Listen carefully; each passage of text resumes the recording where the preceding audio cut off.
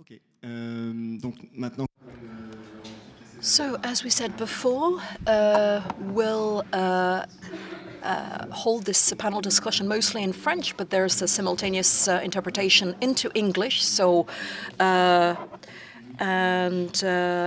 Antonia will be having the interpretation in real time, so we hope it can be smooth. I want to thank my guests, and I want to introduce them briefly.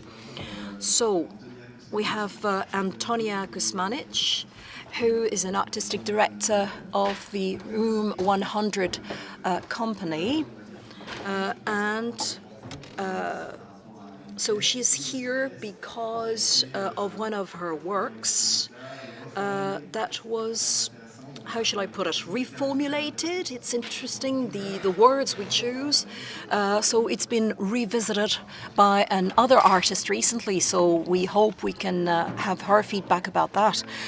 Mathieu Antajan, who is the co-director of the training department of the CNAC, the National Centre for Circus Art.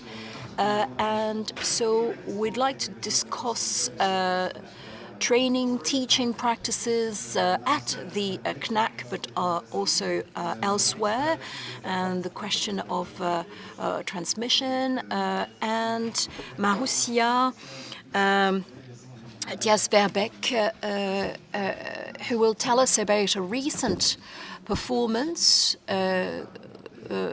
called Circus Remake. And it is a new production. You'll tell us if you agree with that term, new production. And Erik Bordeleau, who's just left, apparently. I think he's trying to share his screen. So he's in Portugal at the moment, in Lisbon.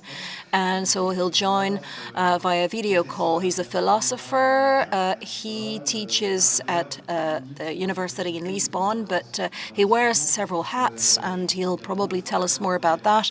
He's also at the origin of the project, The Sphere, that looked at derived works, revisiting of works, reformulation of works. So he hopefully can tell us more about that. Welcome, Erik. So with Asma, I'll be completely transparent with her. You're the timekeeper, okay? So when we've talked for 30 or 40 minutes, I'll look at you and you can tell me how much time we have left. So this panel discussion is going to last for an hour and 15 minutes. So I'm thinking we can talk for an hour, roughly, and then open the discussion with the audience for the last 15 minutes. So maybe by way of introduction, and to set the scene, maybe I can read a text that we co-wrote with Erik Bordeleau about the concept of repertoire and of revisiting repertoire. This short excerpt can help with our exchanges. The notion of heritage is still really at the very beginnings. It's a concept that's mastered by mostly experts. But there is a lot of subjectivity, informal quality in this lineage, this notion of kinship. If you talk about a repertoire and all the influences you've had, there's a risk that you might lose your originality or radicality.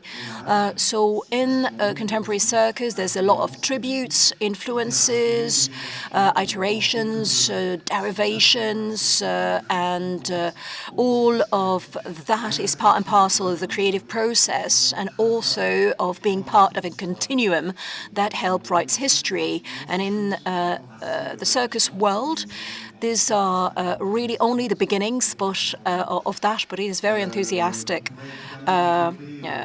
People are very enthusiastic about that. So I think we can work on a state-of-the-art that could be a lot more precise about heritage and revisiting of repertoire. Maybe I can name a few experiences that have been real milestones. So the creation of a circus repertoire, the SACD, in 2002, the CNAC, the National Center for Circus Art, has really integrated the work on repertoire in their syllabus. There's Archaeos also, that's a company that's really included a lot of work on repertoire and heritage. And there'll be a 10-minute film that will play, which is an interview of Archaeos that will help us tackle that question of repertoire and new productions of pre-existing works. There's a number of examples that we can also name. Jérôme Thomas with the new production of Extra Bal, title by Jardin des Délices company that was reworked, the Chant de Bal, that has been worked on with Michel Guy, and generally speaking, the question of revisiting, rewriting, reformulating is really at the heart of everything we do. So, of course, we want to interact, so I'm going to stop talking, and I'll try and maybe kickstart the discussion. There'll be a number of questions within the question. But I wondered, maybe I will ask each and every one of the panelists to tell me more about this question. Why did you decide to work on a new production of one of your works or work by another company? What were your motivations in choosing to tackle that question? Maybe I'll start with you, Maroussia. So please use a microphone. So what motivated you in working on new production, revisiting, and you can add context, of course, because I introduced you very briefly, and there's a context you can tell us about. Bonjour à tous et merci. Well, first of all, good morning, everyone. Thank you for the invitation.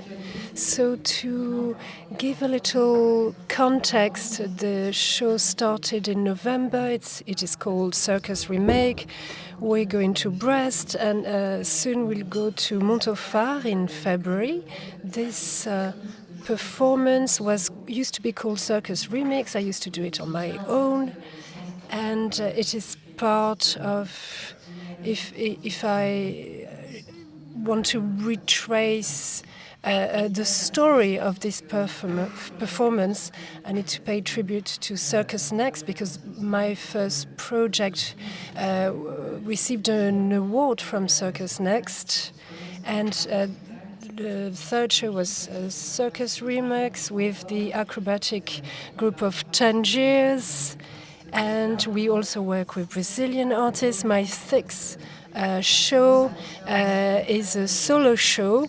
It is a sort of reinterpreting, an exploration of different artistic forms and formats.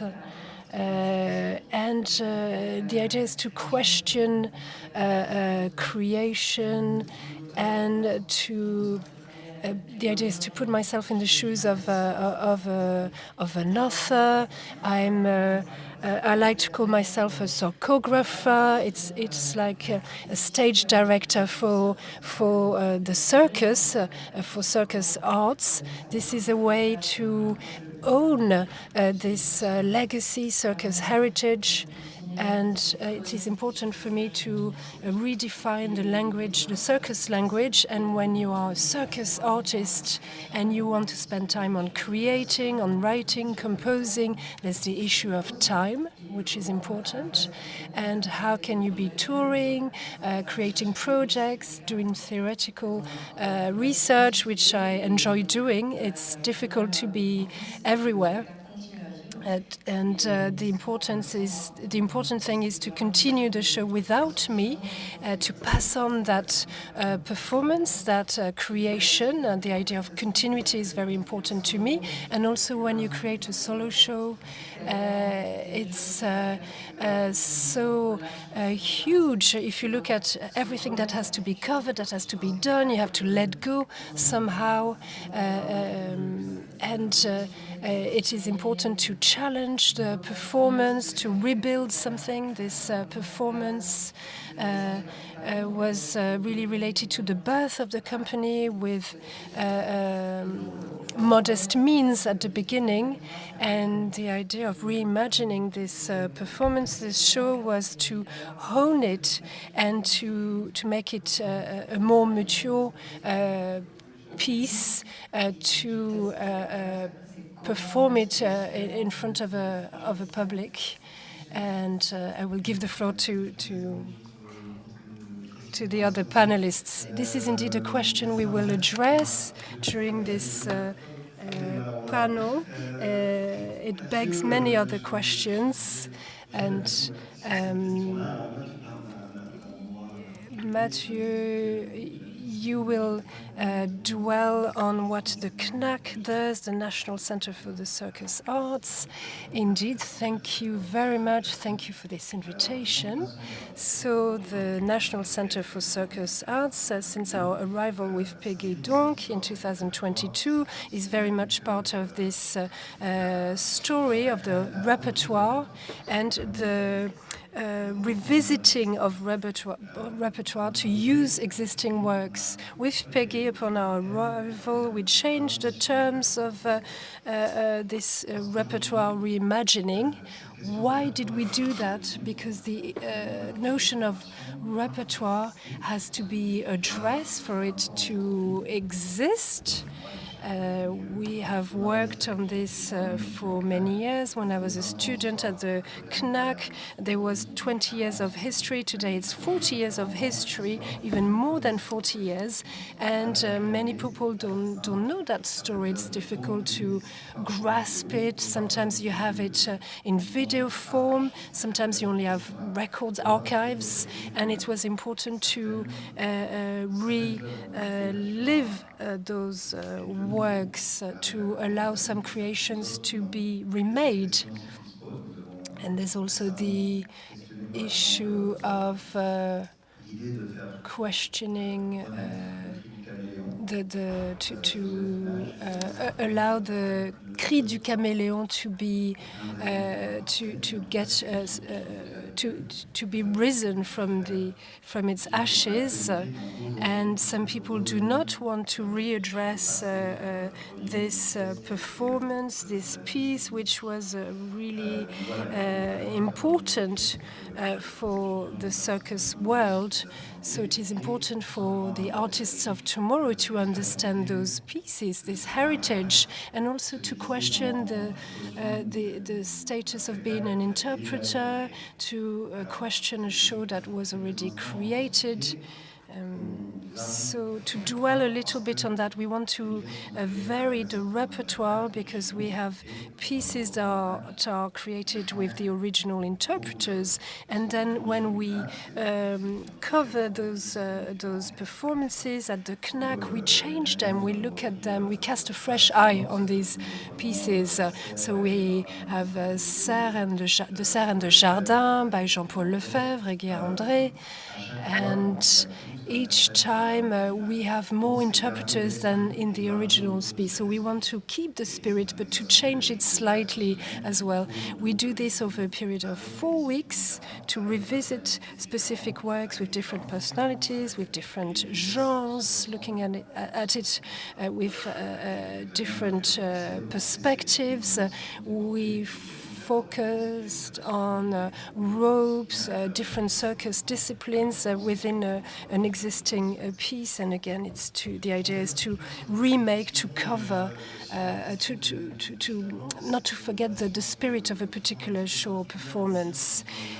In the world of circus, there's the creator, there's the interpreter, and it's important to look at those two aspects. And from a pedagogical point of view, there's the issue of legacy, of heritage, but also the idea of creation. How do you manage that, the creativity of students, when you reimagine, revisit a particular performance or show? Well, there's the idea of authorship. We need the agreement of authors. This is very important within the CNAC. And with interpreters, we want them to be part and parcel of this recreation process.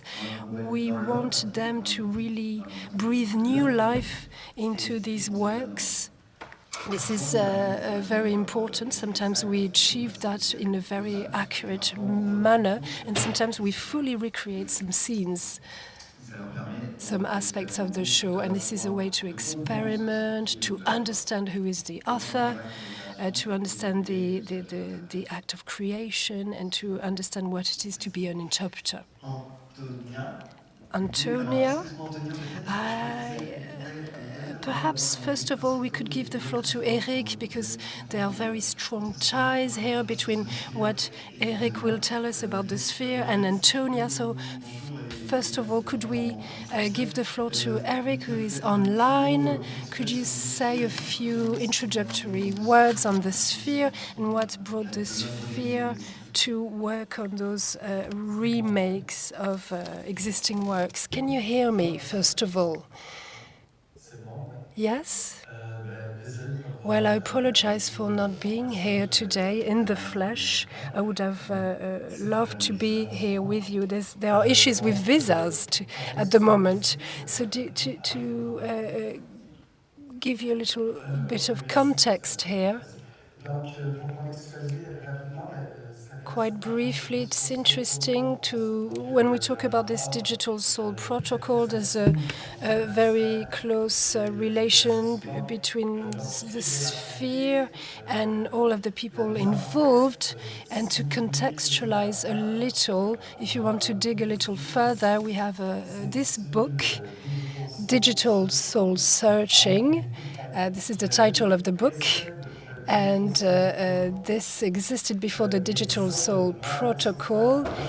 And I'm not a circus artist myself. I entered this undertaking with the creation of the sphere, with friends, and you have the blockchain, you have the Web3, and the world of circus. So to cut a long story short, for many reasons in the academic world, in the art world, there are budget cuts for different reasons, and we are trying to rethink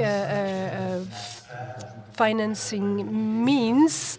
We're trying to look for alternatives, and this is how we created the sphere with Web3 tools, integrating different audiences at different curatorial stages, creating interactions between the audience, a given public, and artists. So it's a creation and research project leading to different artistic creations, collaborations. So within the sphere, the idea is to look at how to fund a particular environment rather than individuals. So having individual artists being judged by a particular jury and working in an isolated space. And we wanted to change that funding environment to rethink this entire production and curation process, artistic process. So this is, first of all, it is an attempt to change entirely the ecosystem, first of all. And from an artistic point of view, there are many aspects to factor in, but we thought it would be interesting, as Maroussia was saying, to remake some works, artworks,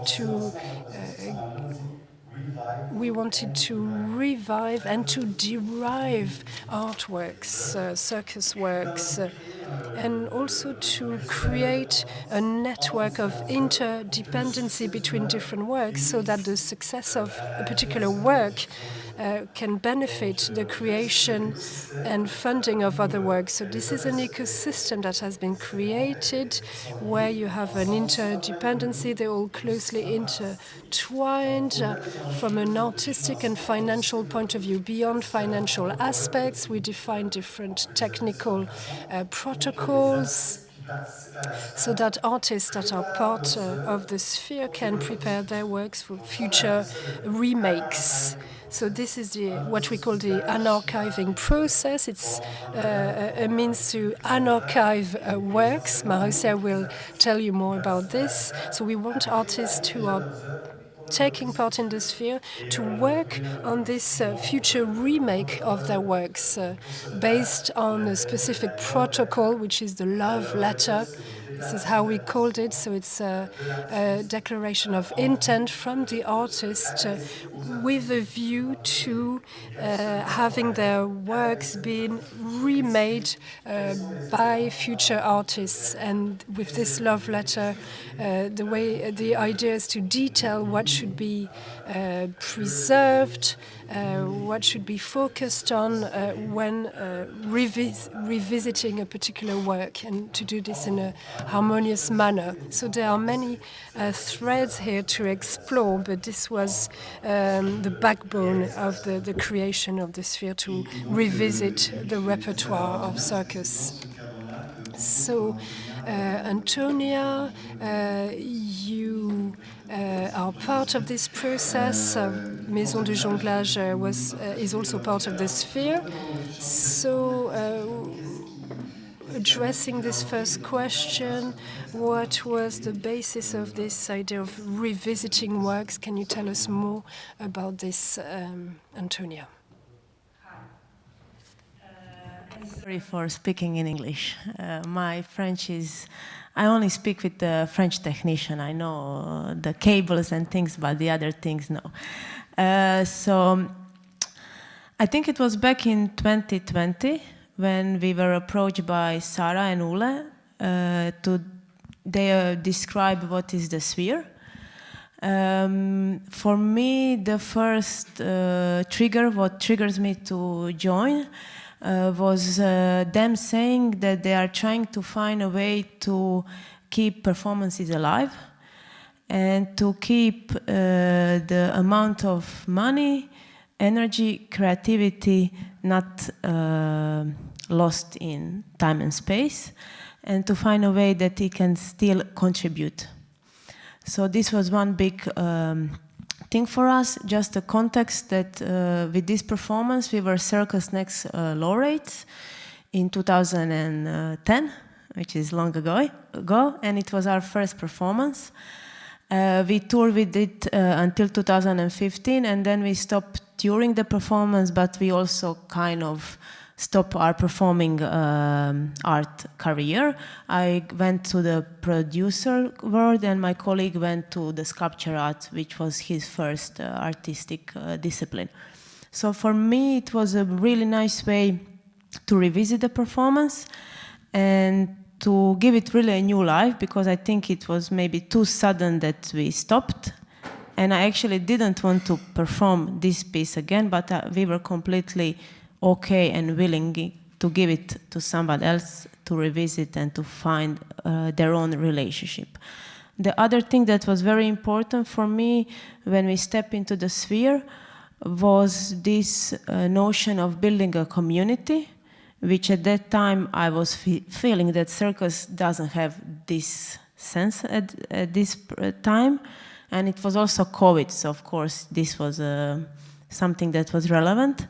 I really like that the decision in the sphere about who is going to get funding was horizontal, and it was fair.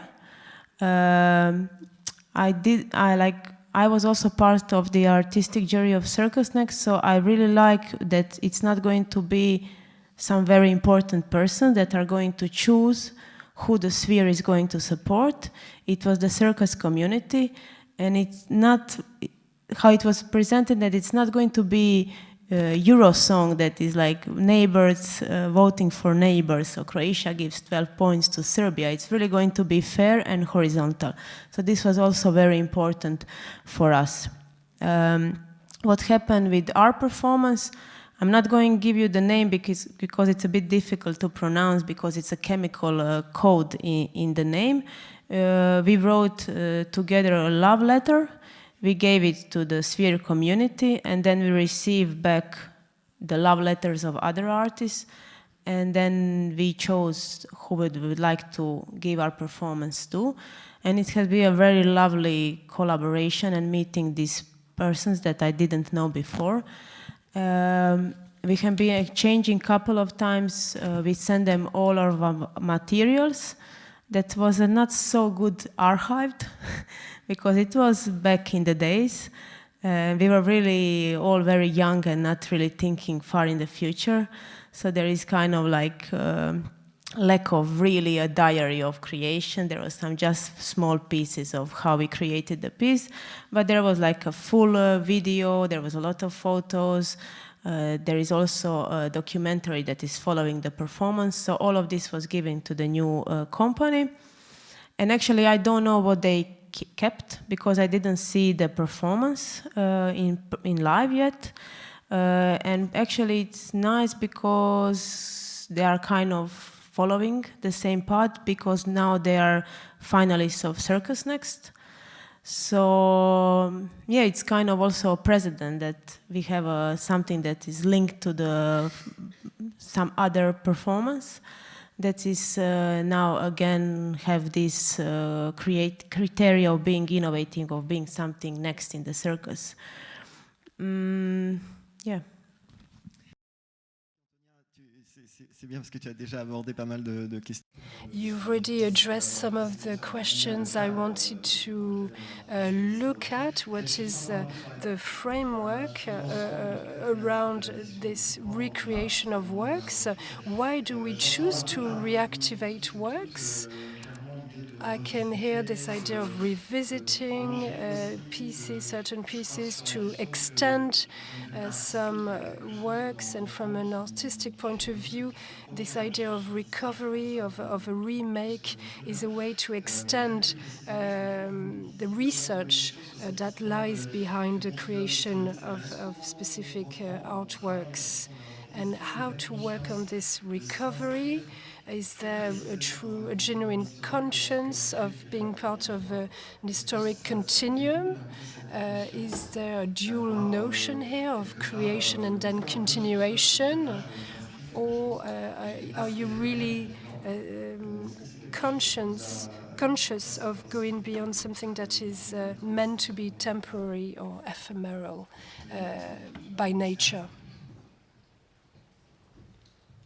Maroussia?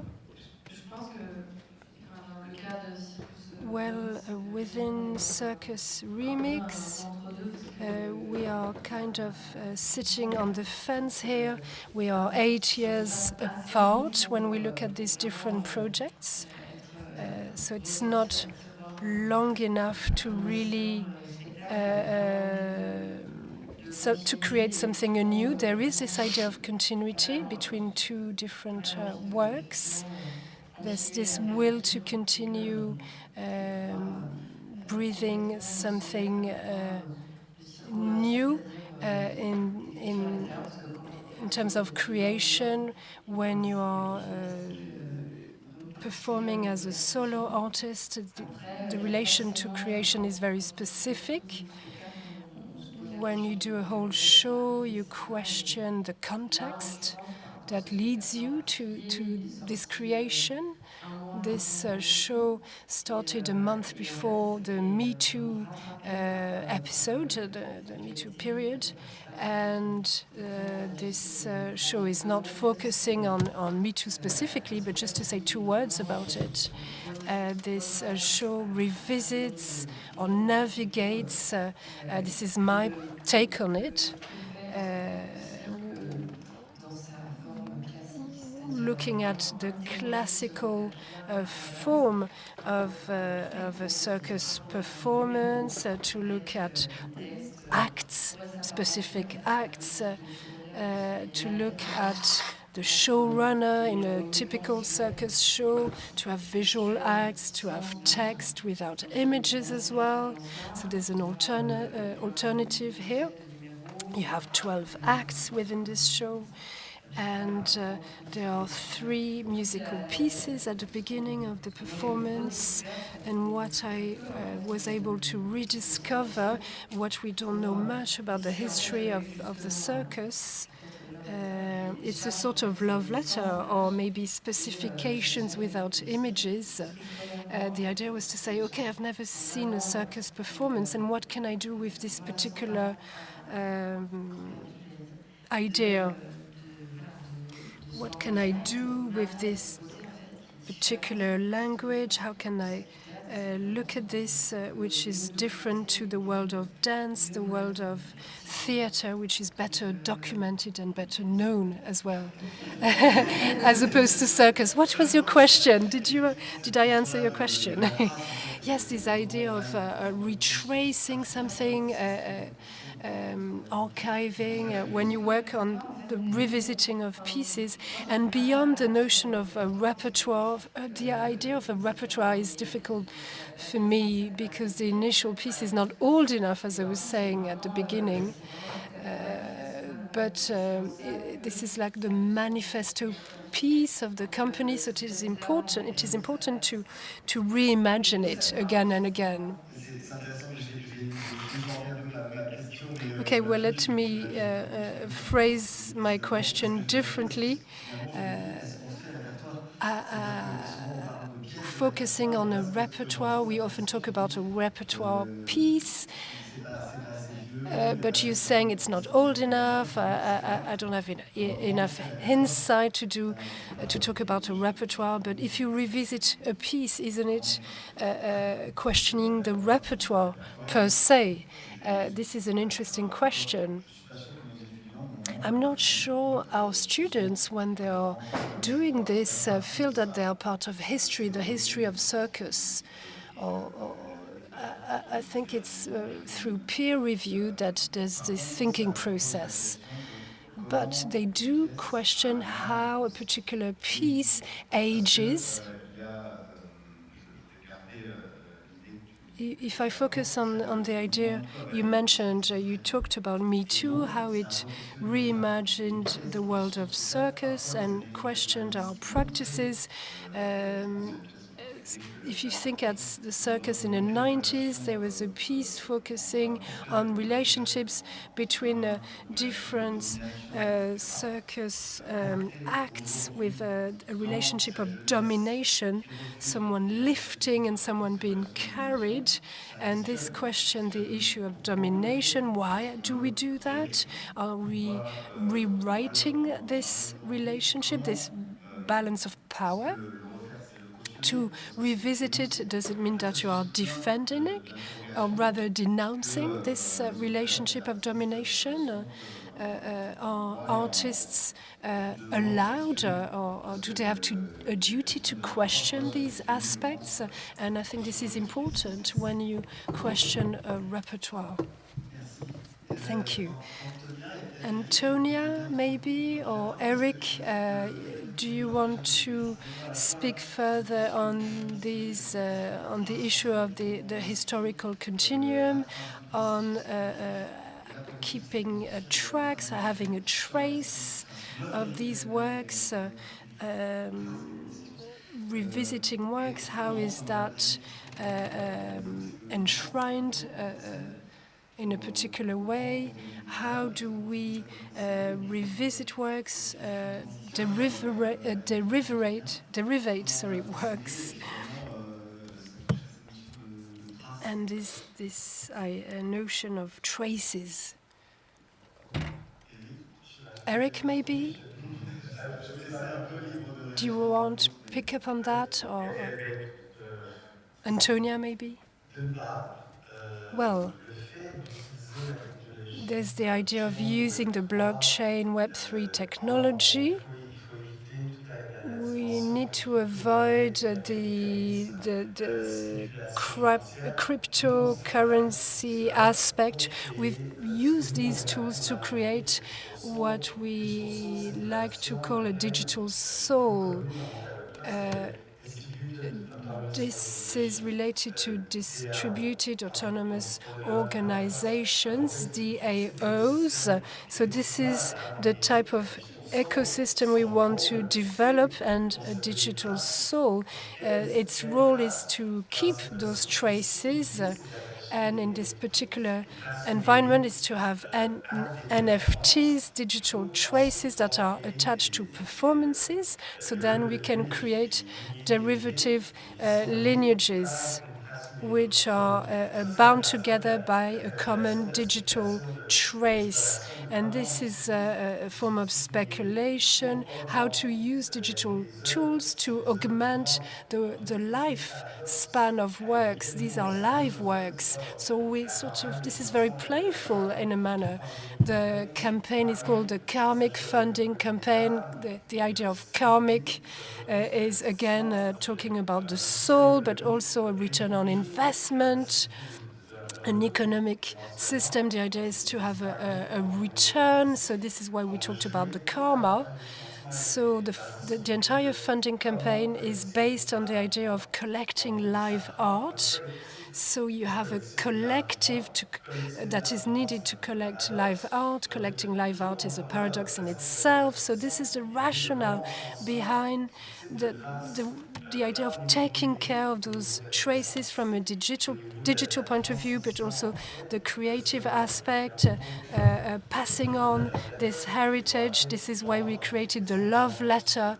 But this is, again, the idea of passing on this heritage. And to echo what Antonia was saying, there's the idea of the community, which is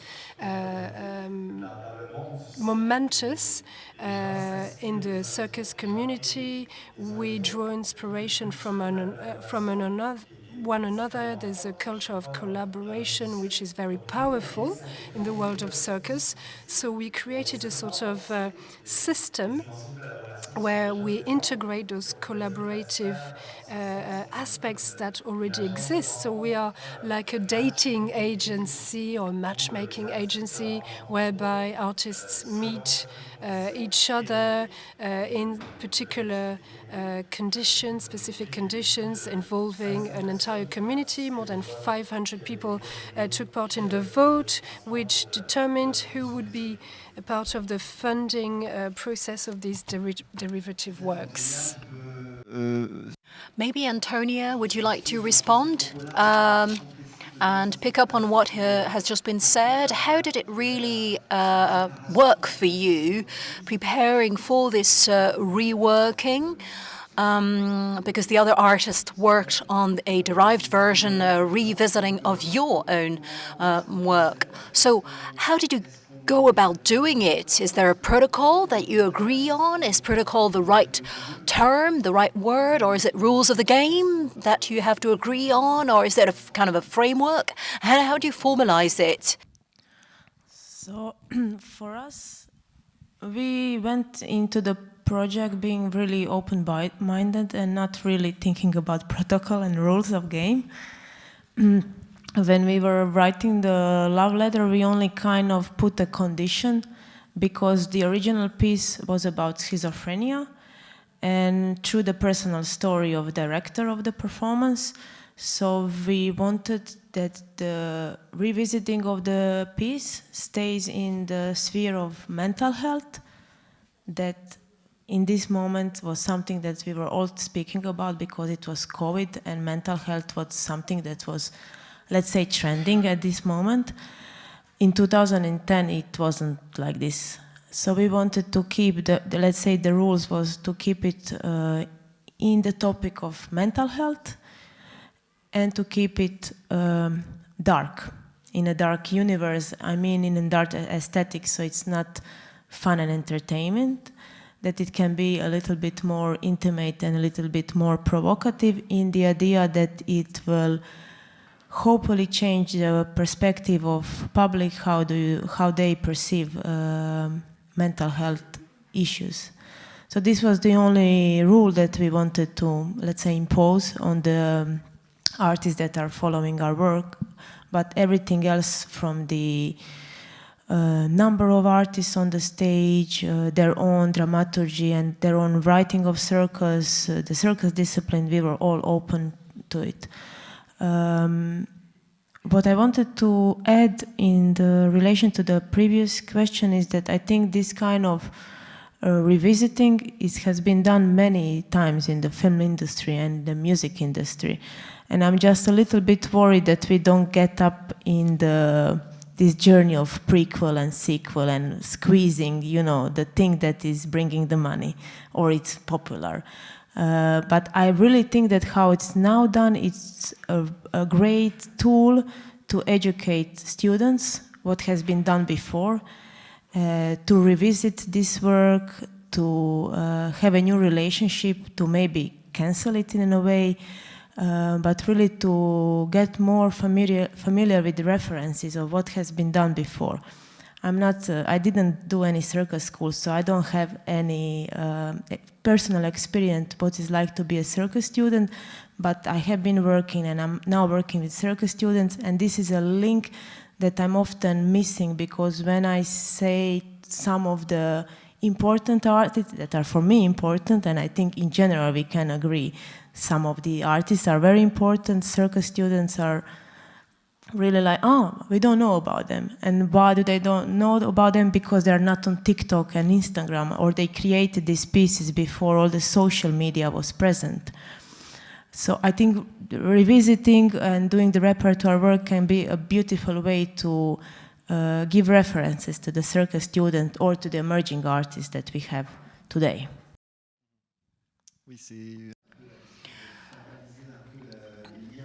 Yes, it's about formalizing these lineages, these influences, these links that exist in an informal manner for artists amongst works. So it kind of formalizes this a little bit, it clarifies it.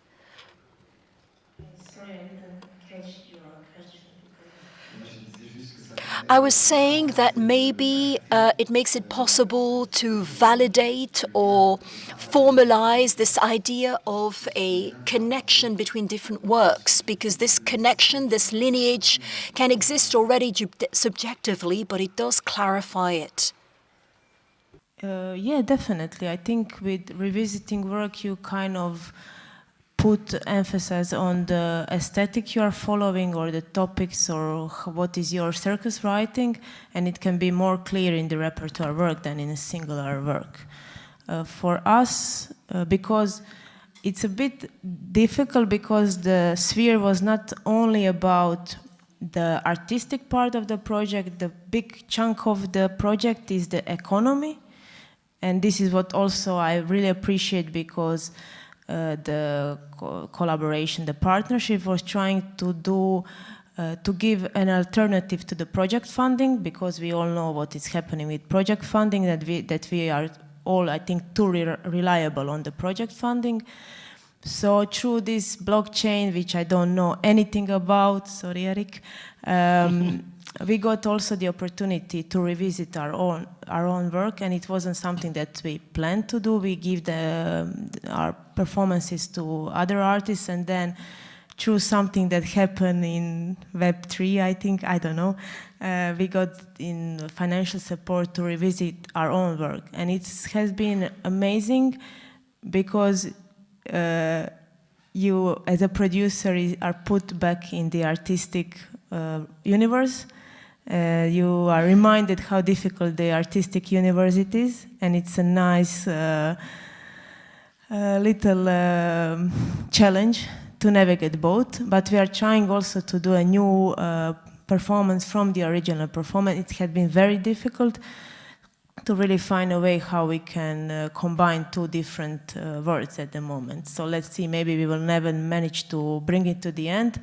but it has been a really interesting process to also think about our performance now with the 15 years of gap.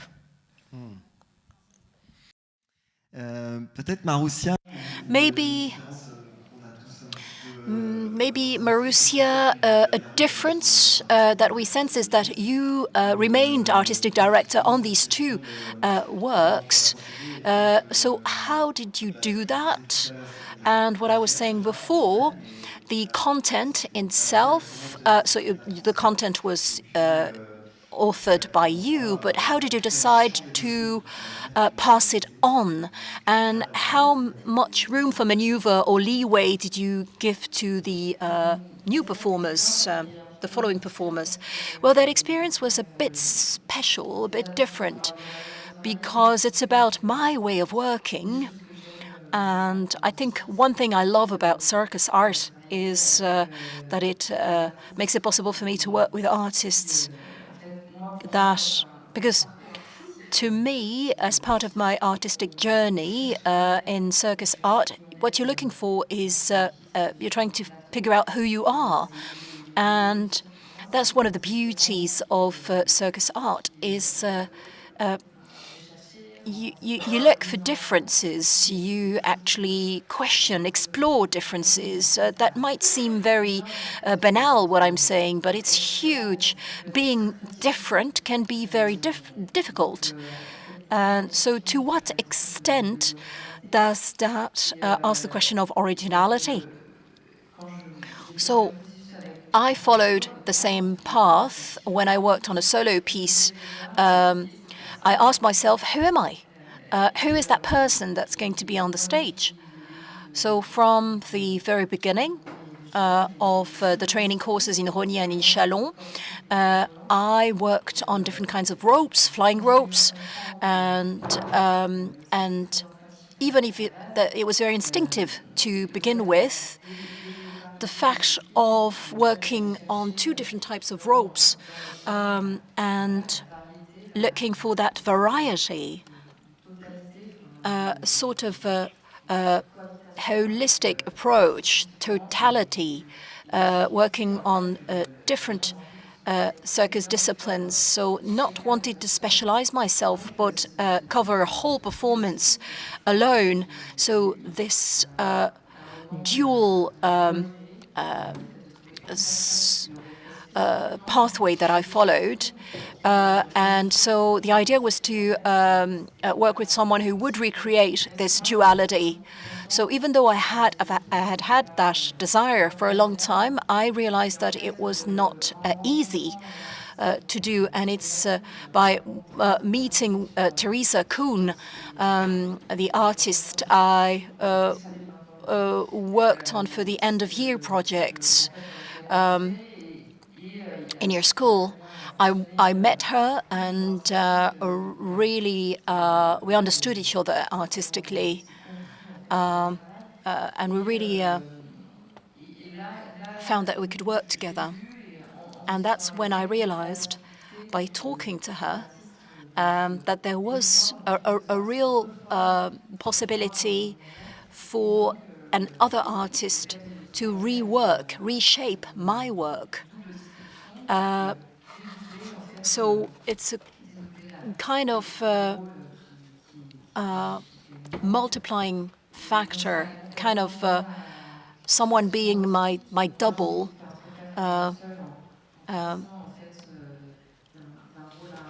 I was trying to work alone and moving from one role to another, one part to another.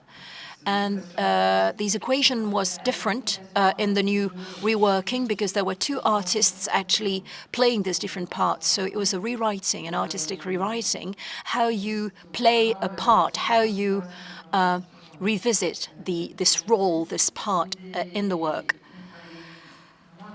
And one of the questions that we explored, these two artists really are very different. They don't look alike at all. So which tied in very nicely with what I've just said. But at the beginning, it was a bit of a problem. Which is why I would say that you shouldn't write too much or plan too much ahead. You have to set things in motion and put things in action. And on stage, it really refocused how easy it was to leave a part and to play another part on stage. So the rewriting went way beyond what I had imagined. Which ties in nicely with the idea of continuity and going on researching. Yes, it really multiplied the possibilities offered by the performance. And Mathieu, you mentioned earlier that you talked about variations, so working on different apparatuses and so who kept steering things and how that wealth of possibilities was opened up for students, how it was passed on to students? Sorry, that's a lot of questions. Every time it's authors, we ask authors first and foremost, and they choose in the artistic team, in the collective group of authors, because in circus art there are some authors who are individual authors, and there's a lot of collectives. And then it's the question who wants to pass it on, who's close enough to the what's at the core of the piece so that they want to pass it on.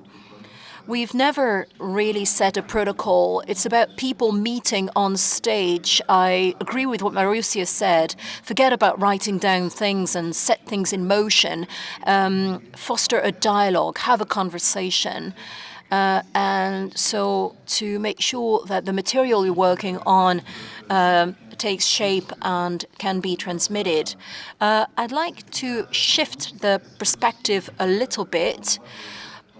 What's interesting to us is to question this idea of originality.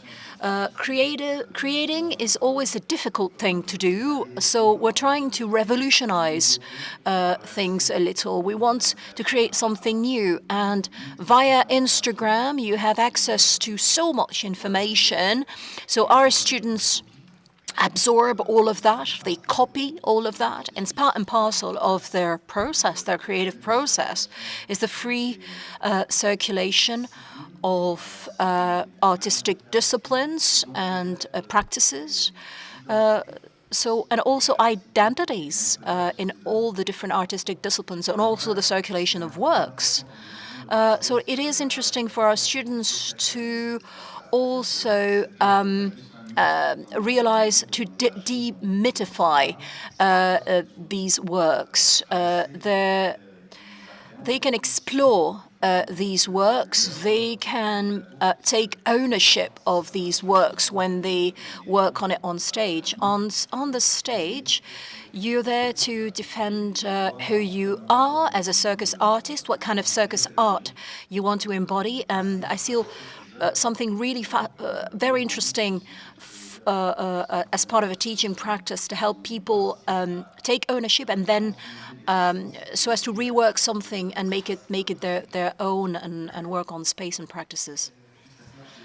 Asma, we have 5 minutes left.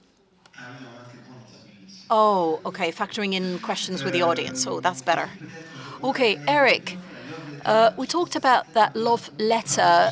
Maybe it's a bit abstract. What can you explain what you mean by that? Maybe I can say a word about it, but maybe you can pick up on it. As part of the sphere, we thought that a call for projects, have auditions, sounded good, but maybe it's it's been done so many times and it's can be a bit tiring.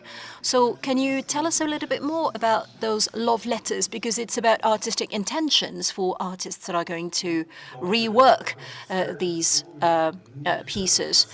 As I was saying before, we're trying to create an alternative ecosystem for financing, for funding, that also includes the way artists are going to interact. And when we talk about Web 3.0 and blockchain, there are legal aspects and defining the rules of the game for that ecosystem. And the notion of protocol is very popular in that field, and that protocol comes from IT, you know, and also from diplomacy. So it's used to define code, the way you program, and it also includes all the rules of the game that are going to determine relations between artists. And we also had an issue in mind, which was that we didn't want to have any copyright problems, intellectual property issues, those quarrels, those scrabblings between artists. So we tried to think about how we could formalize this transmission between the source artist and derivative performance, so seed performers and derivative performers. So that's what love letters are about, and formalize it enough so that it can be accessible to unknown artists that can actually also come up with their own letter of intention or statement. And all of that has to be brought before the audience. So it's the whole community that reads these love letters that are, at the end of the day, replies to a call for projects. But the way we actually make it possible for all stakeholders to interact. And maybe I'd like to add something. We like what we like reflecting upon with Vincent is to build an interactive, an alternative, ecosystem on the question of donation, what's free. So donation, counter donation, value that is exchanged, because the whole rationale behind the sphere was really questioning the idea of value, commercial value, financial value, artistic value. When you become part of the same ecosystem, you actually build relationships. So value does not lie into what you this give and take. It's about what you share, and this is where you have a pooling, a mutualization process of joy and opportunities to make art, as we like to think of it. So there's really a reflection on this, these relationships. So we use Web 3.0 to formalize some of the elements, but what's most important is the quality of the relationship between artists within the ecosystem.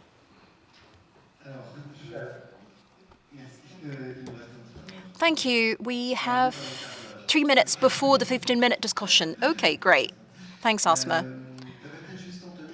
Maybe Antonia, about love letters. You mentioned it before. Maybe since we're talking about a form of generosity here, and I know that Erik likes to talk about speculative generosity. I don't know how you what you make of this, but how did you receive Cecilia Manfredi's love letter? What happened then for you?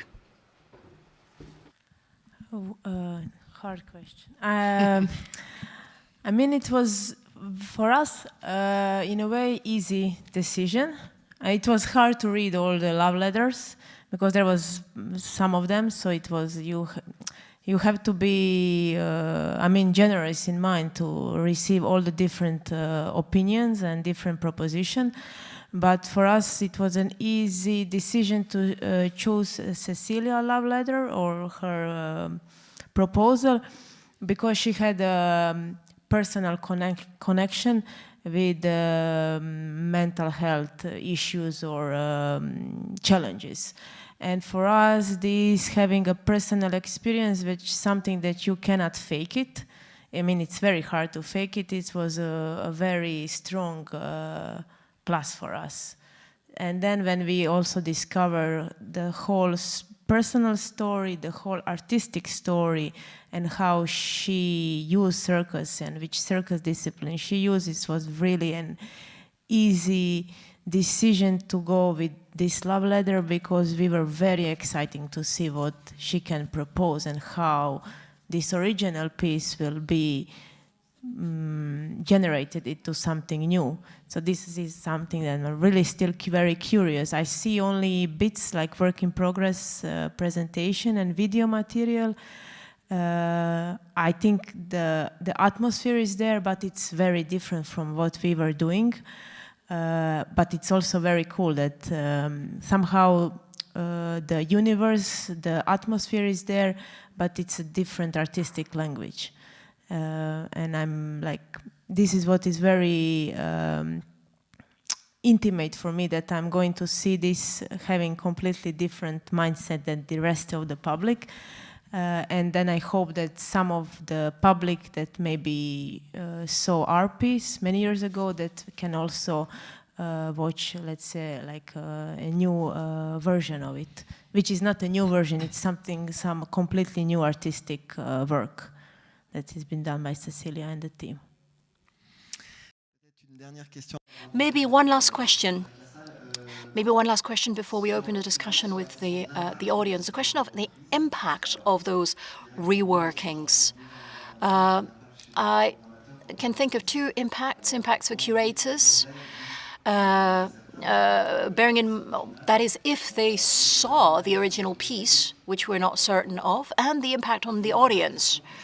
I just want to put that question to you, because we're talking about works that are no longer in production, that are no longer toured. So what kind of an impact do you think there can be with these new pieces, the context in which these new productions have been made? What does the audience know? Is it important that the audience know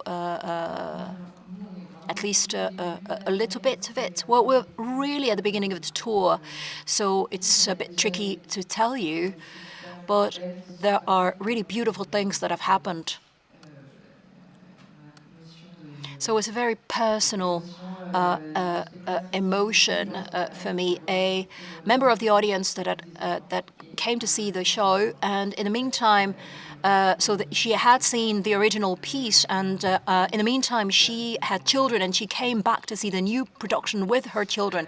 I could cry, really. It was very emotive. And people who haven't liked it, I rarely hear about. But from the inside, I would say that it's really the beginning. So the only thing I can do is to talk about what I felt for now. It was extremely striking. You know, it was a bit of a shock for me to see this work that we've really invested so much physically in, and to see it performed by someone else. That's a very emotive experience. We're talking about the works themselves. It's a bit delicate, because as an author or a collective of authors, you might imagine that you sit around a table and you do something, but actually I think it's the opposite in terms of your sensitivity. You try to figure out what is the pre-existing work, how you can relate to it, and how you can bring it to life. But looking at things completely differently, almost in reverse, and it really calls for a lot of humility, because we don't know what is the second life of the work is going to be. I don't know if you wanted to say something, Mathieu, because I know that there are works that are revisited by the CNAC that curators were able to see. Yes, when we performed that at Circa. So for question of visibility, we stopped doing that because there was a bit of a confusion between the end of year performances at the school and the way that it was put on in other venues. So it was a bit confusing for people who thought, oh, so is that a new work or not? But seeing young students who love this piece still, and they've given a second life to something, they've immersed themselves in the world of the piece, and that really works out. And I'd like to draw a comparison between Web 3.0 and the fact that the piece needs to be performed, it needs to be put on, it shouldn't be archived only.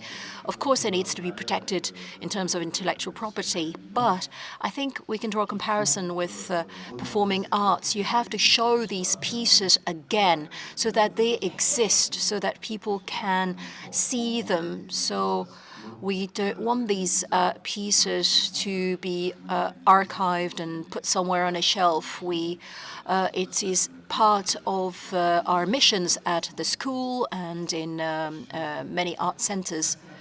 Maybe I'll give Antonia, did you want to respond on this? Or otherwise we give the floor to the audience. Eric, are you okay? So maybe before I give the floor to the audience, I'd like to tell you about Materia by Andrea Salustri, who's here in the audience, and we curated that piece, and they actually Andrea Salustri's work is still being produced. But alongside that, we also decided to show Uta Gavuzzo's reworking of Andrea's work. And I can bear testimony to the fact that the audience, if you explain to them that, okay, you're going to see a piece and then you're going to see a reworking of that piece, and they're able to gauge the gaps and differences. So here it's polystyrene, but it's a new approach. So just wanted to share that experience. When the new production is shown as the original work is still being performed, that opens up a wealth of possibilities. I'll give you the floor. I don't know if we have questions, and if you can say who the question is for, and wait for the microphone. Thank you very much. No? Yes? Yes, there's a microphone. Yes, hello. Team Beren from the Cologne Festival, and I'm an artist myself. I have a question for Erik, maybe first. I think it's really interesting, that question. For artists, when we create, how do we document our work for the future? And with the Sphere, you've found this really nice format with the love letters. It's very generous, and I'm interested to know what was the feedback that you got from artists here or at the CNAC, at the school, when you reworked on these pieces. And maybe a second question: what is important for artists today in this idea of documenting the work? Were there key elements that were there in love letters or in other forms of documentation? What would you recommend to today's artists? How should they document their work?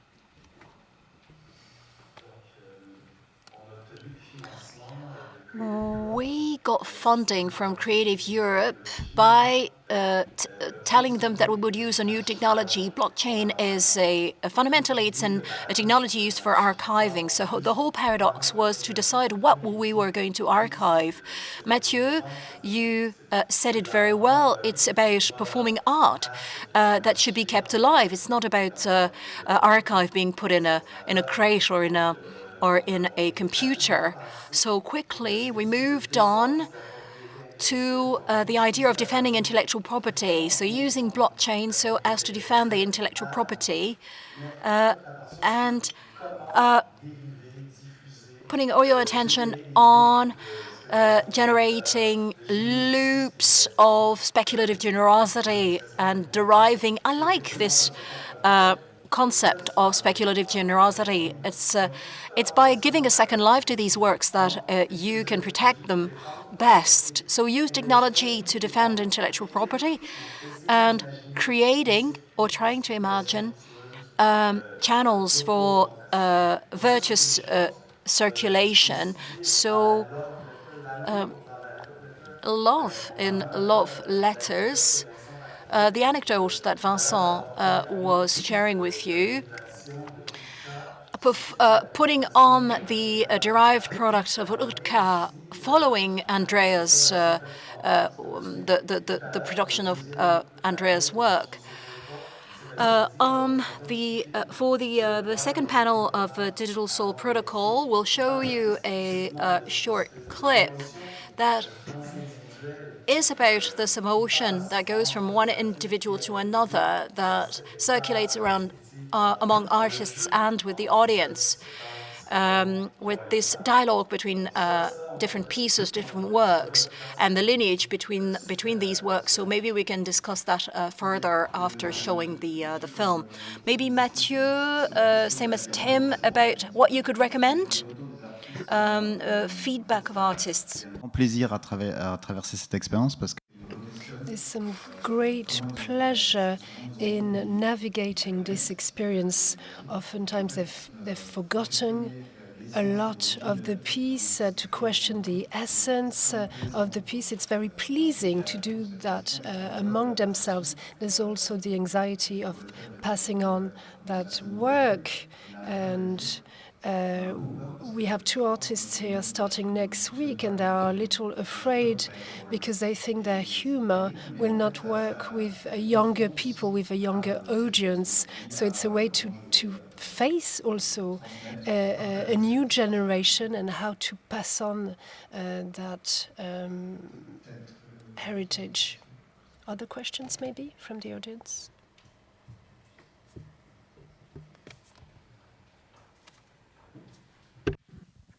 Bonjour, Delphine. Good morning, Delphine Lançon. I had a question, something you mentioned several times, the notion of writing, of authorship.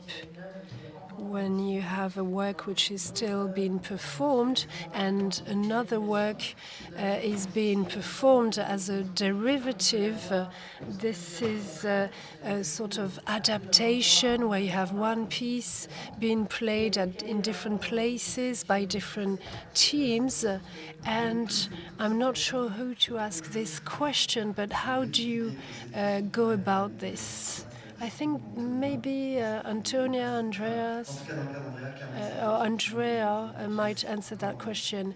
For Andrea, it was a piece which was still being performed and also a derivative piece. Call you out, but I think you are much better to answer this because you were finishing, you didn't have a premiere and you were giving your piece to another artist.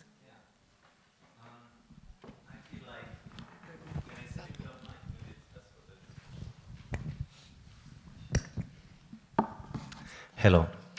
I feel when you are so deep inside of a creation and you're really caring about those questions, those research problems that you're dealing with all day, the gift of someone else taking on board the same research and going in another direction, it can just improve. So we're really not talking about adaptation, but it's a translation, it's a creative act.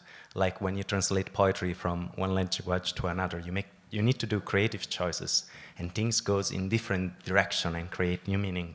So this is really what happened between me and Utka and Maria and with the Sphere project. And I didn't feel at any time that someone was trying to remake, in the sense of redoing the same thing, my performance, but it was really growing the same seeds in a different garden, basically. Yeah.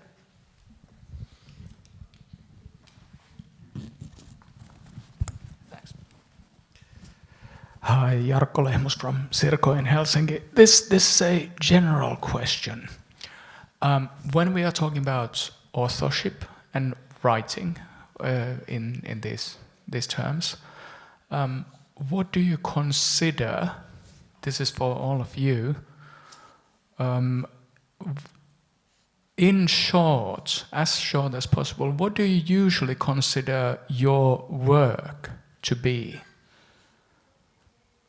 Is it the concept, the kind of idea behind it? Is it what was actually done, or is it something else?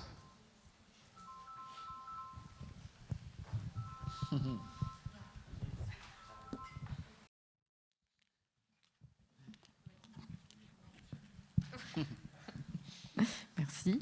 Petite question.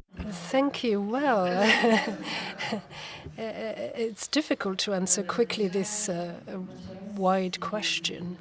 I would say it depends on the shows we're talking about, the performances that are at stake. Maybe to answer this question, it might be a little out of kilter, but looking at the circus world, this was the idea was to think about the derivative aspect of reimagining works, the fact that the circus repertoire was forbidden in specific periods of time. Unfortunately, we cannot dwell on this, but this led to a distinction with the theatre, the world of theatre, the fact that the repertoire was forbidden, and how to transform this punishment as an opportunity. In a way, if we are all here today, well, it's because this was viewed in a positive manner. This means that the circus world was able to look beyond this ban, and they saw this as a massive opportunity in terms of choice, in terms of ways of doing, ways of working, authorships. And I think this is what we should focus on, the specificity of the circus and its freedoms. Well, I think this will conclude our panel discussion. And a few final words. We're opening here a new avenue, the issue of intellectual property. It was briefly touched upon in this conversation when talking about reimagining works. And the question here is, what are we trying to protect in passing on those works? And also, Andrea, you talked about the translation of works, and I think it's a good manner of concluding this session. If we think of the works of Bruno Latour, the issues related to translation, transposition, there are so many terms that we've used differently to reformulate, to derivate, to reinvent, to reimagine in our different experiences here. For the circus world, there is a need to think about a specific repertoire inherent to the world of the circus. Thank you very much to all our panelists for this fruitful discussion and for your questions.